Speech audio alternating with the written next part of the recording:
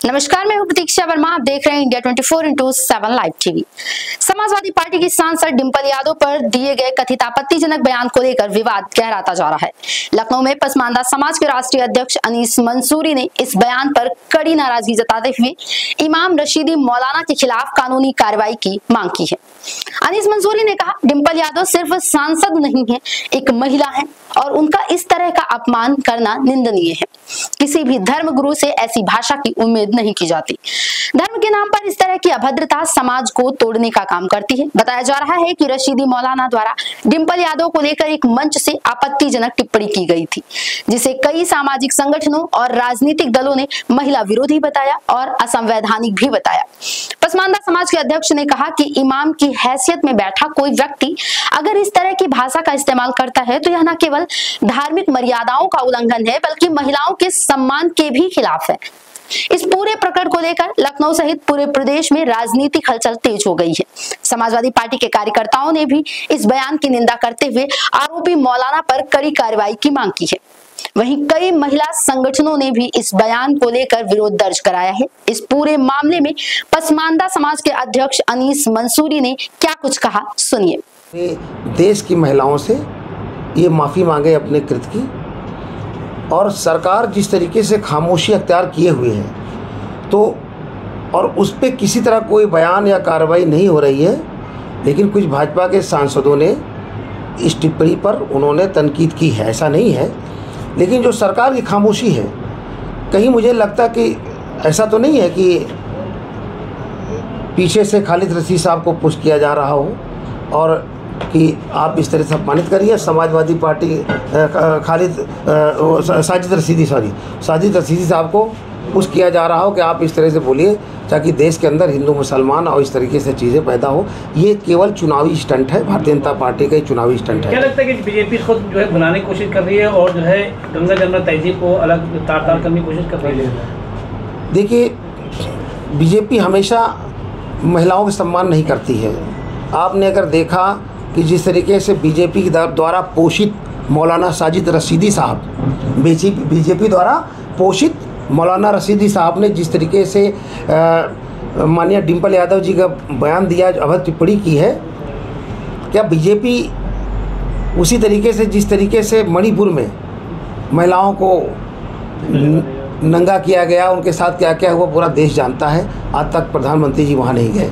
तो ये भाजपा की आदत है महिलाओं को अपमानित करने की, ये भाजपा की खासलत में है। तो इसलिए हम मांग करते हैं कि सरकार इनके खिलाफ सख्त कार्रवाई करे और मौलाना देश की महिलाओं से माननीय डिंपल यादव जी से माफ़ी मांगे। की सांसद डिंपल यादव जिस तरह से उनके ऊपर बयान इमाम ने दिया, इसको लेकर आपकी क्या प्रतिक्रिया है? देखिए, राजभवन की संसद की जो मस्जिद है उसके इमाम, उन्होंने अपने, जो कि वो खुद भी सांसद है समाजवादी पार्टी के, उन्होंने अपने सांसदों को चाय पे बुलाया और वो लोग गए वहाँ। जिस तरीके से मौलाना साजिद रशीदी ने अभी तक मस्जिद जाने के 2 दिन बाद जब भारतीय जनता पार्टी ने उनकी चाबी भरी तो उन्होंने बोलना शुरू किया और अपनी भाषा में उन्होंने इतना अभद्र टिप्पणी की कि मुझे वो बात कहने में भी शर्म आती है एक 3 बार की सांसद के लिए। वो संसद की मस्जिद जिस जगह इंसानियत का सबसे बड़ा पाक और साफ जगह माना जाता है, एक महिला सांसद ने के बारे में, उनके पहनावे पर, उनके शरीर को लेकर जिस तरीके से मौलाना साजिद रशीदी ने अभद्र टिप्पणी दी, वो बेहद अश्लील और जहरीली है। और मैं पूरे दावे के साथ कहता हूँ, उनके इस टिप्पणी से पूरे इस्लामी समाज के लोगों का सिर सर से झुक गया है। रही बात यह कि पसमानदा मुस्लिम समाज स्पष्ट ये बात बता देना चाहता है कि मौलाना रशीदी कोई मुसलमानों के प्रतिनिधि नहीं है, ना तो वो तहजीब के प्रतिनिधि हैं। वो टेलीविज़न पर रोज़ाना बैठ करके चैनलों पर और पूरे टाइम कट्टरपंथी की स्क्रिप्ट पढ़ते रहते हैं, जिससे कि भारतीय जनता पार्टी उनकी इस तमाम बातों को लेकर खुश होकर के और उनको चूरन चटनी दे दे, इसीलिए वो इस तरह से बातें भौंकते हैं। रही बात यह कि माननीय डिम्पल यादव जी वो 3 बार की लोकसभा की निर्वाचित सांसद हैं।